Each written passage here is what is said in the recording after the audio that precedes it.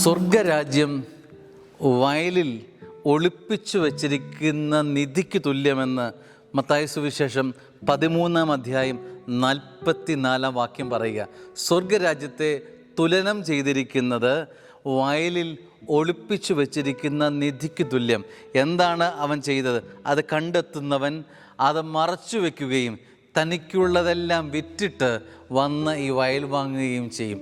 സ്നേഹമുള്ളവരെ, സ്വർഗരാജ്യം എന്ന നിധിക്ക് ഒരു വലിയ മൂല്യം സ്വർഗം കൽപ്പിച്ചിരിക്കുന്നത് ഇപ്രകാരമാണ്.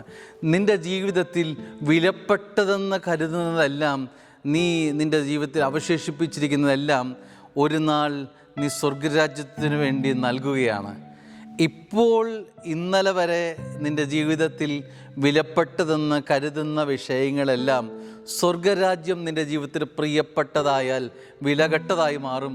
ഇതെല്ലാം കൊടുത്ത് ആ വയൽ വാങ്ങാൻ, ആ വയലിലേക്ക് നിക്ഷേപിക്കാൻ നീ നിർബന്ധിതനാകും എന്നതിൻ്റെ വചനത്തിൻ്റെ അർത്ഥം.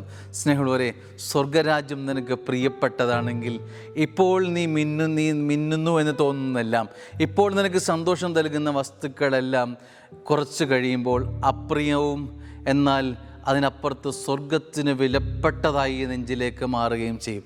ഈ വചനത്തിൻ്റെ ഓർമ്മപ്പെടുത്തൽ ഇതാണ്. സ്വർഗത്തിന് നീ വിലയിട്ട് തുടങ്ങണം കേട്ടോ. ജീവിതത്തിൽ നൈമിഷികമായ സന്തോഷങ്ങളിൽ മനസ്സും ശരീരവും ജീവിതവും ഉടക്കിപ്പോകാതെ സ്വർഗരാജ്യമെന്ന വലിയ നിധിക്ക് വേണ്ടി അധ്വാനിക്കാൻ, പരിശ്രമിക്കാൻ സ്നേഹപൂർവ്വം നമ്മൾ അധ്വാനിക്കണം, നമ്മൾ ഓർത്തിരിക്കണം. നമ്മുടെ ജീവിതം ഈ ഒരു സ്വർഗരാജ്യം എന്നുള്ള വിഷയത്തിന് വേണ്ടിയിട്ടുള്ള ഒരു നീക്കിവെപ്പായി മാറട്ടെ. ആമേൻ.